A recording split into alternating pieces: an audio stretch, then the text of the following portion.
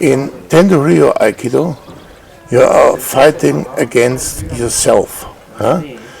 You want to become better and better and better, but not to beat anyone, to beat an opponent, or to get only physical stronger, but to grow in your inside too.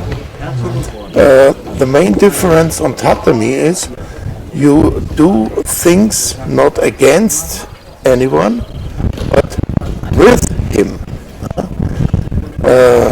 Aikido is to do some Budo technique with each other, but that means not to fall automatically.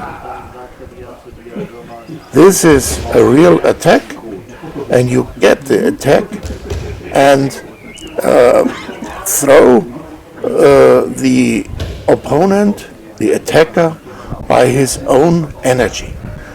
It's natural, but you do the things not against each other.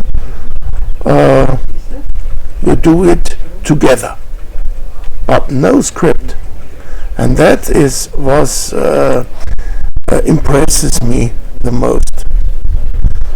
It's fighting, but without the stress of winning. Yeah? You win if you do keiko.